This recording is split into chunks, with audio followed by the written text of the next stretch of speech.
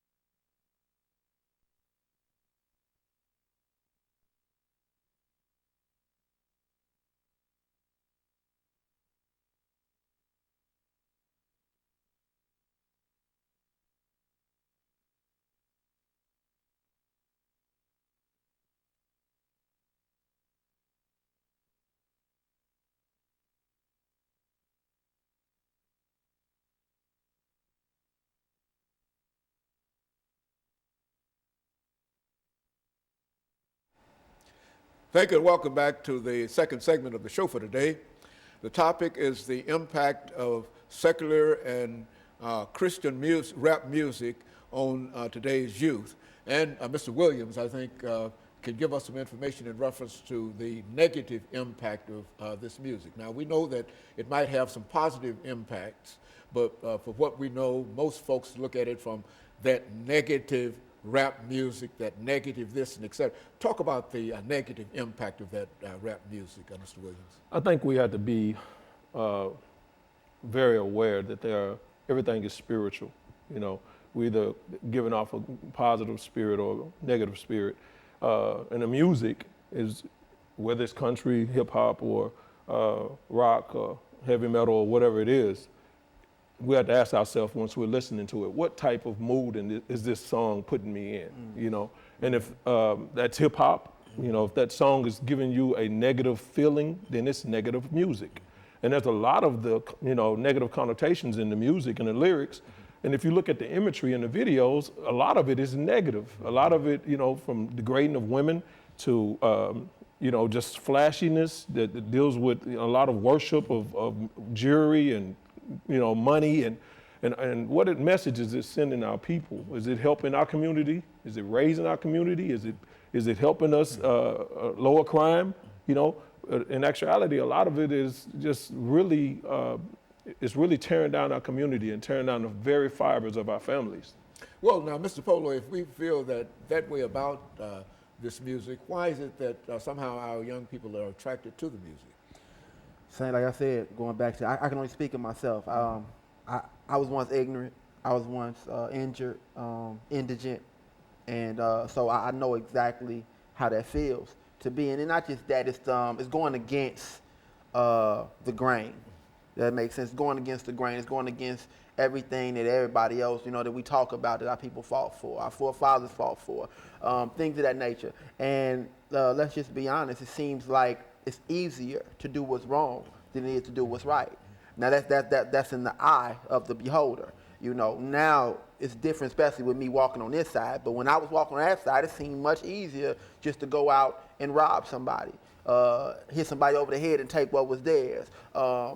Put my gun to somebody's head and say, you know, this is mine, I want what's yours. It don't matter what's in my pocket, I want what's in your pocket. I'm gonna spend what you got today. It was easier for me to go bully somebody and make them feel just as, you know, small as I am. Plus, I had what they call a short man complex. So, you know, it was easier for me to go bully those people that were bigger than me. You know, and that's what rap did. It gave me that sense of, you know, power. I'm the man, I'm the power. False sense of power. False sense of B as a B. You know, I call women out their names, and if I do that, I'm in domain. You see what I'm saying? That's my dominance. If I let a woman know that she's a female dog or she's a garden tool, and then not just telling her this and calling her this, but treating her like this, then I'm the man. because you know the guys in my hood where I was from, they used to fight with their women, beat their women up. Them and their women would fight in the street. So I thought that was what's up. I thought it was me and my girl, that's what we supposed to do. When I come home, I'm supposed to smack her a couple times, you know, and that's what I thought I was supposed to do, because that's what I seen from what we call the OGs, the older cats. So that's what rap music told us to do. You see what I'm saying? To so many emphasis, to be a pimp, you know, to be a player, you know, and treat women like prostitutes. You know what I'm saying? To go out here and get this money by any means necessary. Malcolm X cliche, but not what Malcolm X meant, you know, to a whole nother scenario. And that's what we did. So, and I know it because that's what I did. Like I said, if I went to go do something, I'd be bumping Tupac or bumping Ice Cube, NWA, and that would get me so hyped. Now I'm ready to go do something. You know what I'm saying? That even gives me more of what I was already gonna do anyway. It gives me more momentum to go do it.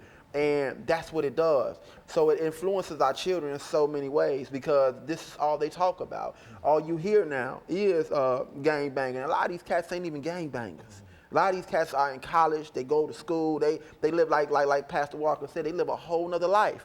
You know, it's cool to pack a pistol. A lot of these cats don't pack guns, they security do. You know, and that's what our young kids don't understand. And not just that, the cases that they're trying to fight, you know, because you have a young guy to go out here and commit murder and think he can get off, but he don't have Lil Wayne money. He don't have Jay-Z money. So he don't have Johnny Cochran. Right. Johnny Cochran ain't no longer living. You see what I'm saying? But they have a sense of thinking that this is the easiest way to do it. But once you take a life, you can't give it back. Right. And that's what they fail to realize. And some of them don't care. They have an I don't care attitude until they end up behind them prison walls where we both been. You know what I'm saying? They end up behind them walls doing a couple years or more than a couple, your lifetime. When you realize that you're doing a life and you're never getting out, then it finally hits you. You know, and that's the influence that the hip hop culture has on our children now, because it has our young women degrading themselves. It has our young men degrading our women as well as themselves. It has our young men hurting each other and thinking it's cool to do that and not caring for one another. Everything that Martin Luther King, Malcolm X, Pratt, all them brothers, Hugh Newton, all them brothers, and even Jesus died for, I know that they're rolling over. You know, I know that when they look at us, you know, maybe when they look at us, they might be smiling now. But when they looked at me and my old lifestyle, Reggie and his old lifestyle, and just cats that are doing what they're doing now, they're like, wow, this is what I died for. And I know it has to hurt them. Pastor Walker, now, you've had an opportunity to deal with many individuals involved in these negative points of view. What do you see, and how do you think that we might be able to deal with that as a community? Well, you know, not only have I dealt with a number of individuals that's been impacted by this negative thing, but I've been impacted by it and affected by it myself, you know, having lived a lifestyle as well, a negative lifestyle. There is an important aspect I would like to touch on is the church.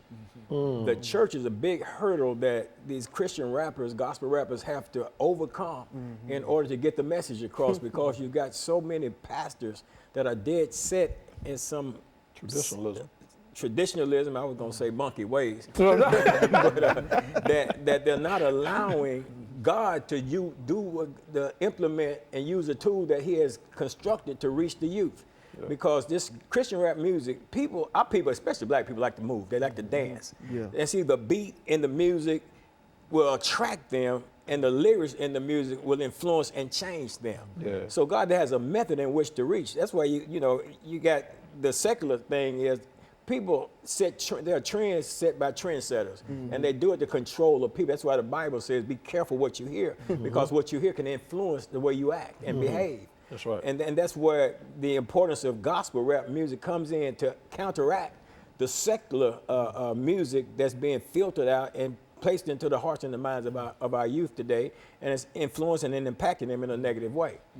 And so in a real sense, we're getting ready for our second commercial break, and we'll come back, Mr. Williams. We'll start with you, and we'll have you to elaborate upon some of the things that we've already spoken of.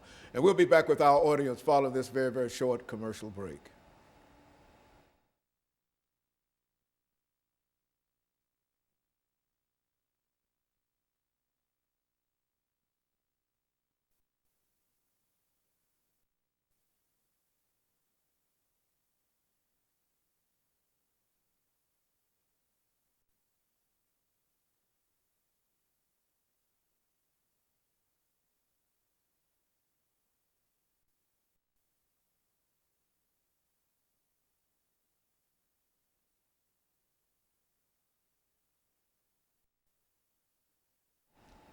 Thank you and welcome back to the final segment of the show for today. We're talking about the impact of rap music on the impact of Christian music on our secular and rap experiences.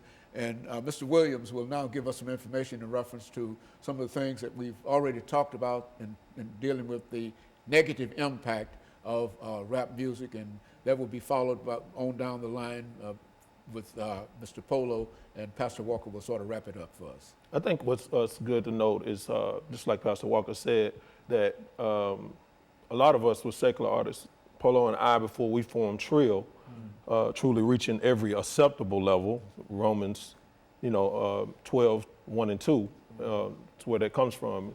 And we try to present our bodies as living sacrifices, wholly acceptable unto God, which is our reasonable service. So, but we were secular rappers, and we realized the detriment of our lyrics and our ways, and we wanted to, if I can't listen to it with my daughter, then I don't need to even perform it. I don't need to be attached to it. And I don't play it in my car. If I can't, my grandmother can't sit back there and be like, son, what is this? So what a lot of those Christian rappers have done, or gospel artists are doing, they've come from the secular music. They realized the error of their way, and they were like, okay, well, I can still do this as an artist. I can still operate in my gift, and it gets God glory. And that's where we stand at Trill. And we do that in such a way to influence our young people, to outreach in the community, and make sure that we're treating the elderly like we're supposed to, like the Bible teaches us to. And I used to be that troubled teen that listened to that music, and there was a particular segment of music called Bone Thugs and Harmony, real quick. And if you looked at the imagery on that album, East 99, Eternal is what it was called. If you flip it over, in the back corners and four corners of the very back of the disc, it had 4 demons. And then it had like ancient writings. And if you put it in a mirror, you had to go put it in a mirror, and it was a curse. And you would read it. And I remember reading it, when I was like 17. I remember reading it. And at 19, I hit prison. I went wild at 17, 19, not understanding what I was going through. It wasn't until years later that I understood that this is spiritual. And they understood it, and that album went platinum times over, so, and a lot of teenagers went wild. And I think that we have to really be careful of what we allow into our bodies, into our spirit, whether that's music or food. It's just really, God created us with a better purpose.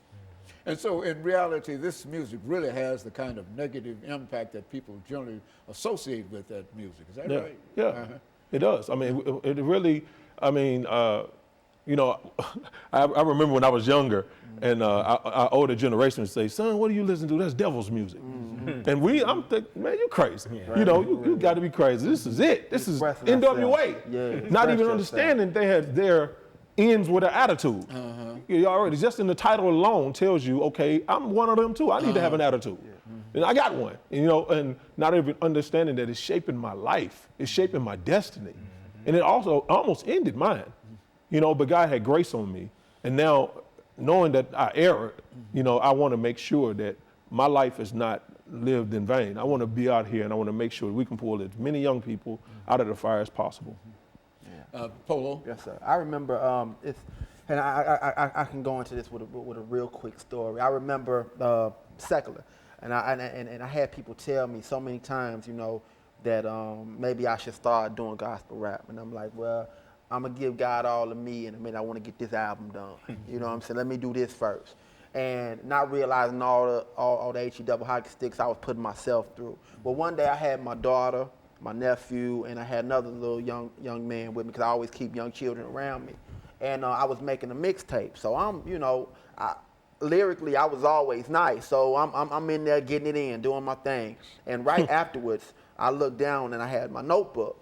And I looked at my notebook and I realized some writing in my notebook. It was a rhyme that was wrote in my notebook. But it was mediocre. So it wasn't me, but it was wrote like in the same form that I write. So I read it.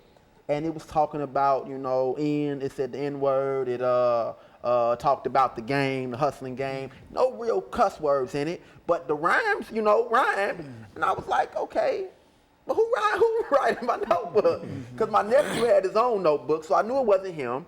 So I'm thinking, okay, maybe it's this little boy that wants to rap. Okay, I thought it was cool. So I got in the car, and my daughter, at this time, she was 10 years old. And she said, Daddy, did you like the rap that I wrote? And I said, you wrote that in my notebook? And she said, yeah. And I said, baby, I got a question, though. I said, what do you know about the game? She said, only what I hear from you. Mm-hmm. And that hit me so hard, because God will show you you. So all this time, I'm not listening to what he's trying to tell me. He knew what to use to finally get me to understand what he was trying to tell me. And I said, wow. I said, baby, listen, is this something that you really want to do? She said, yeah, I just want to rap with you. I said, well, I will only support you in this if you start telling the truth. So at that point in time, God spoke to me and he told me this. He said, Polo, I didn't tell you to stop dancing. I just want you to change partners. That's it. When you change your mind, you change your grind. And from that day on, that's what it is. And my daughter's finna graduate now. She's graduating high school, and I'm proud of my baby. I just had to put that out there. Yeah. But at the same point in time, I also have a graduate myself. And what I love about it is through that, she has really, when I talk about a prayer warrior, a soldier for Christ, ever since I started walking like I was supposed to be walking, my daughter's been walking it even harder. Train them up. And that showed me. God showed me that everything in his word is so for real. I can't do nothing but walk in faith. I've been shot 6 times. I've been stabbed 12. I know what the streets will do to you. You see what I'm saying? I know what the streets will make you believe and think that it's cool to believe that way. I understand it. I've been homeless. I've been without. And I've had what these cats talk about having. I've had all of that. And then now, I don't have anything to show for it except my life. And when I realized how precious that was, because when I'm sitting behind a cage for 5 years, not ever thinking I'm ever going to get out, and just by luck of the draw, I was supposed to do 15. That wasn't nothing but God. Never told on nobody, never did any of that. I did exactly what I thought I was supposed to be doing in the streets. And God got me about that situation. Every situation that I put myself in, he's done that.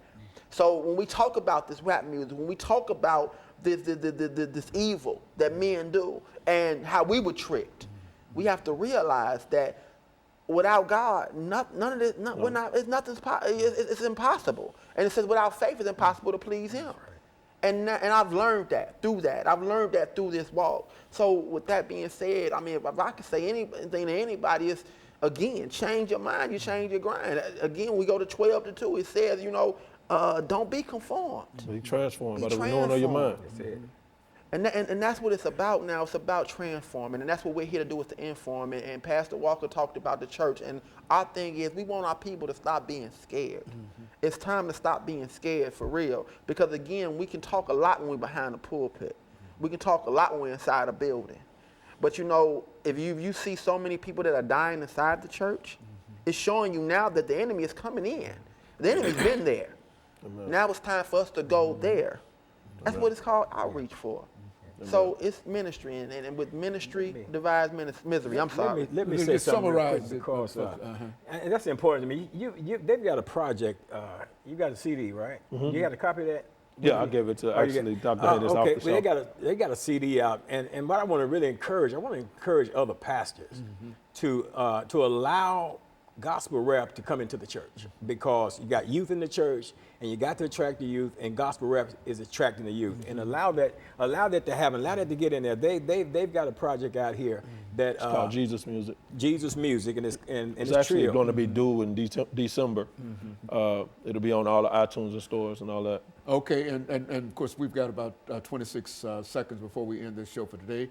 But let me thank the 3 of you for coming by and giving us that excellent information and giving us some perspective in terms of the detrimental impact that this music really has. Absolutely. Because I think sometimes people believe that we're sort of exaggerating in reference to it, but what you're telling us today is that that music is for real in terms of its evil, the things that it produces that are not conducive to good living.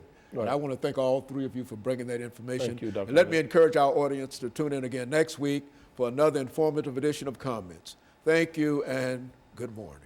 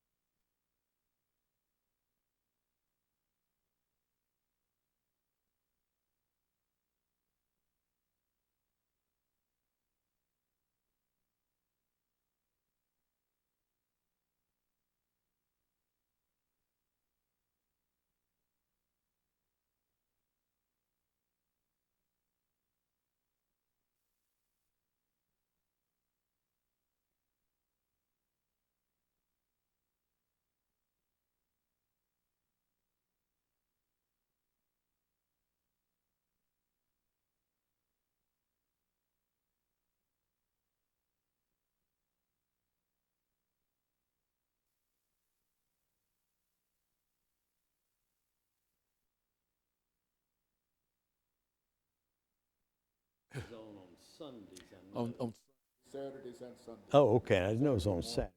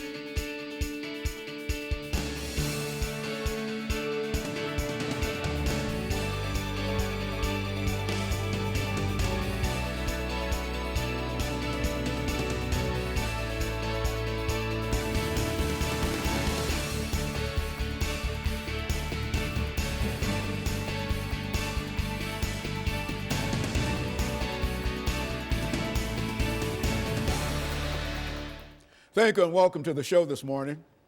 The topic this morning is capital punishment in Tennessee, and we're fortunate to have with us to talk about capital punishment in Tennessee, Dr. Larry Woods. Dr. Woods has a lot of information in reference to capital punishment in Tennessee, and I think, Dr. Woods, you've been with us on a number of occasions, and I want to tell you how much we appreciate you coming by and dealing with us today. I'm pleased to be here, Dr. Haney. It's a very timely topic, unfortunately always is, with the crime in our society and what we should be doing about it, and I'm honored to be here. Very good, and I appreciate you too, Dr. Woods. But before we get started with capital punishment in Tennessee, Dr. Woods, let's have you to give us some information about your background, your education, and some of the things that were important in terms of bringing you to us this morning, and then we'll get into doing the second segment into capital punishment in Tennessee 2014. Well, I can do that pretty quickly. I'm a Nashville guy, as you know, born in West Virginia, but moved here with my family when I was 3 or 2 years old, and been here ever since, except for school. I spent 4 years in Atlanta going to college, and 3 years in Chicago at law school, and have practiced law here essentially ever since, as well as taught constitutional law at Tennessee State University, as you well know. I think the formative influences for me, my brother Frank, who was at Vanderbilt Law School a couple years ahead of me, called me one day saying there was a notice up from a guy named Senator Avon Williams, that many of your viewers will know by reputation, needing research assistance on the death penalty in Tennessee. And my brother knew I had taken a course about it in law school, so he volunteered to help Senator Williams, called me for some research or ideas or focus, and that got me really interested, I think, in the death penalty and capital punishment. The course had been very academic, of course, and lawyer-oriented, but reading the stories of both the victims and the defendants in death penalty cases in Tennessee really brought it home to me. Then through the influence of people like Reginald Stewart and Robert I. Alexander and Dr. Charles Kimbrough, I got very involved in representing the NAACP on a regional basis in Tennessee, and they were involved in many of the death penalty cases in the 1960s and later in the 1970s.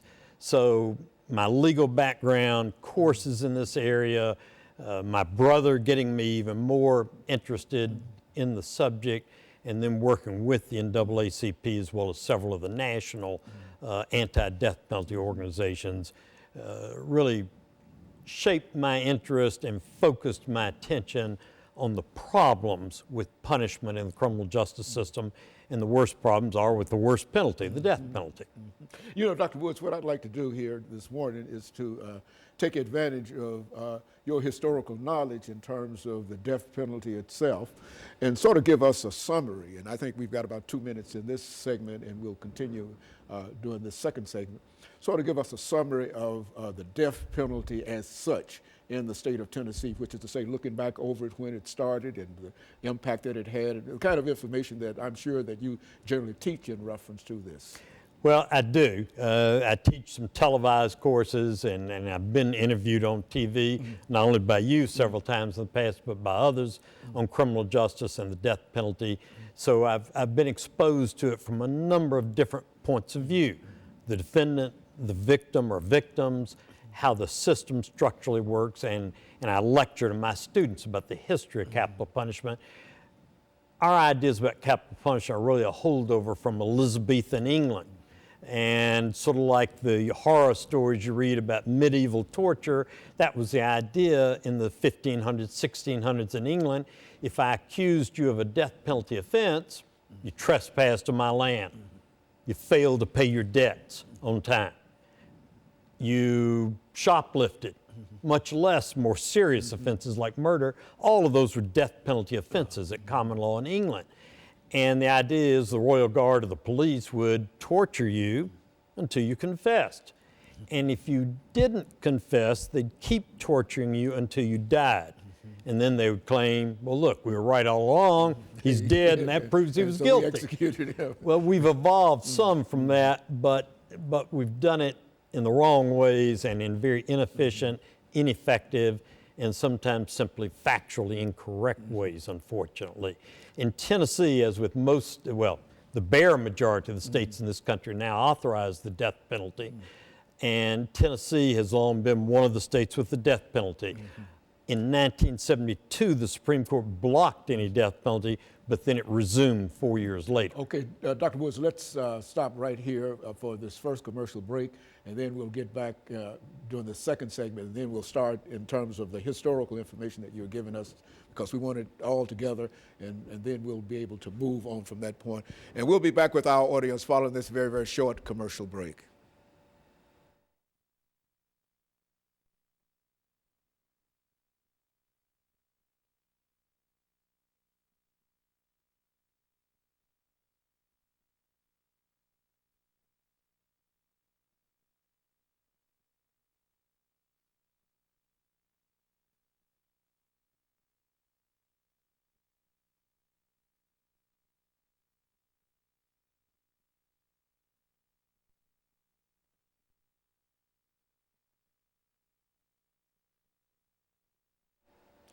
Thank you, and welcome back to the second segment of the show for today. We're talking to Dr. Larry Woods from Tennessee State University, and he's giving us some information relative to the death penalty in the state of Tennessee. Dr. Woods, let's, as we promised, let's pick up where we left off, dealing with sort of a historical statement in reference to the death penalty in the state of Tennessee. Focusing on Tennessee, before 1978, The death penalty in Tennessee was available for a large number of felony offenses, and it was simply up to the district attorney, the trial judge, and the jury to decide whether the punishment would be death penalty or life imprisonment or a term of years, whether you were talking about murder or rape or armed robbery or any number of other offenses. Then the Supreme Court stepped in 1972 in a case called Furman versus Georgia and ruled and pointed out that for a long time in our history, the death penalty had been used in very discriminatory fashion. The people who were winding up on death row were folks who could not afford a lawyer, who were almost always a minority, African American, Latina, Hispanic, poor white, and there was very little supervision by the courts of who received the death penalty and who didn't. And the best way to illustrate that in Tennessee is typically in the last 3 or 4 decades, we'll have about 1,000 or 1,100 people convicted of murder in our state prison system. Of those approximately 1,100 murderers, only about 100 received the death penalty sentence. And therefore, the idea in theory was we'll sentence to death only the worst of the murderers, the worst of the worst. But the problem was, you know, if I get arrested and I can't afford a lawyer before the 1972 embargo on the death penalty, in theory I'd get an appointed lawyer, but in practice, all up through the 1960s, if I didn't have my own lawyer, I was in desperate trouble. I wasn't going to understand what was going on as the defendant in terms of court procedure, penalties, and the judge wasn't going to be in any position to help me. And therefore, we filled up death rows all over the country, including Tennessee, with people who were not the worst of the worst. I'm not saying they were angels, I'm saying they weren't the worst of the worst. The Supreme Court got very concerned we were putting innocent people on death row, which we were in at least about 6 to 8% of the cases. That doesn't sound like a lot till you stop and realize that any time on death row in modern times, we've got 3,000 to 4,000 people. So we're talking about a very large number of innocent people at that point. So the court finally in 1976 said if states, including Tennessee, will follow certain procedures, they can reinstitute the death penalty. Our legislature passed a new death penalty in 1978. It was then declared unconstitutional by the state Supreme Court. Finally, about 1979, we got a death penalty created by the legislature that the courts, that the DAs, that the system could use. And that system essentially says juries will determine whether a convicted murderer faces the death penalty or life in prison without parole, that's a newer fashion of it, or a term of years. And the jury can only determine that if the jury gets proper guidance from the lawyers and the judge, proper guidance being, are there aggravating circumstances? Aggravating circumstances in a murder case would be, if I'm the perpetrator, did I kill a police officer? Did I kill a correctional officer? Did I kill a public official? Did I kill a very elderly person or a very young person? In other words, the worst of the worst kind of murders. Juries have to weigh aggravating factors versus mitigating factors. What would be a mitigating factor if I'm that perpetrator? Well, maybe I suffer from mental disease. Perhaps I'm mentally retarded. Perhaps I'm a juvenile who's following the lead of an older person who's the primary instigator, perpetrator of the terrible crimes we're talking about. If I have mitigating factors, juries are supposed to weigh the mitigating factors against the aggravating factors. The idea here is it's not just up to the jury by whatever whim or personal background they have to impose a death penalty. They've got to weigh the death penalty versus life in prison without parole based on aggravating factors, based on mitigating factors. And there are 15 or 20 aggravating factors in Tennessee. I've only mentioned a few of them. Another one, for example, would be I've committed crimes of personal violence that I've been convicted of before this murder. In other words, Dr. Woods, there's a list you're telling us where the jury can look at 12 or 15 items and sort of check off which should apply. Is that what we're saying? That's exactly right. And therefore, we have what we call bifurcated trials in a death penalty case. We have one hearing, one trial to determine guilt or innocence. If I'm innocent, case is over, I go home. If I'm guilty, then usually the next day we'll start the second trial with the same jury to hear whether there are aggravating or mitigating factors. And therefore, a jury has to decide two decisions in a death penalty case in Tennessee. Number one, am I guilty of first-degree murder? We don't have the death penalty for other offenses. All the other offenses in the state are going to be life in prison or a term of years. It's only first-degree murder. Second decision every jury has to make in a death penalty case is, are there aggravating factors and do they outweigh mitigating factors? If the answer is that yes, then the jury may impose the death penalty. In other words, the court's saying, jury, we want you to identify the worst murderers that will receive the death penalty, and you can identify them by following this checklist. We also have some limiting rules. The Supreme Court has ruled over the last 25 years you cannot sentence a defendant who's mentally impaired, who can't understand the nature and quality of what he did, to the death penalty. You can sentence him to a home, a hospital for the criminally insane, but not to the death penalty. Or you can sentence him for other mental treatment if that's appropriate kind of thing. So there are limits, and then there's this checklist, as you very accurately called it, that guides the jury in their deliberations. But the key to all that is that both sides have a competent lawyer.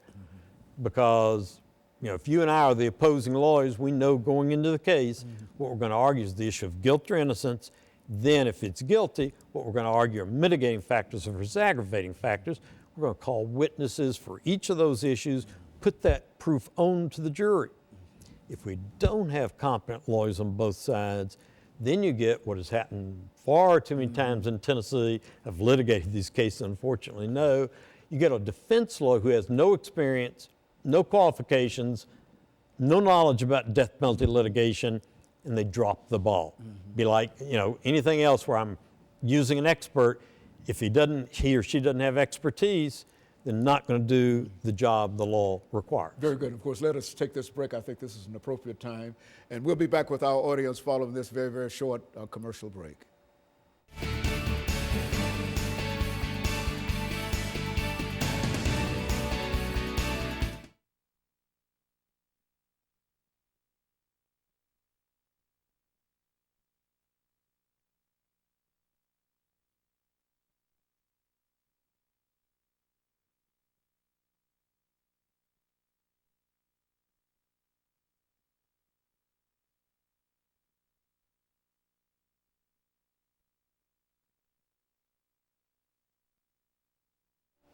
Thank you and welcome back to the final segment of the show for today. We're talking to attorney Larry Woods from Tennessee State University, who's given us some information relative to the history of the death penalty in the state of Tennessee. And as we indicated, Dr. Woods, let's see if we can broaden that by giving you an opportunity over the last segment here to sort of bring in as much information you wish to bring in reference to the death penalty, as well as some of the ideas in reference to what people would like to do in reference to the death penalty.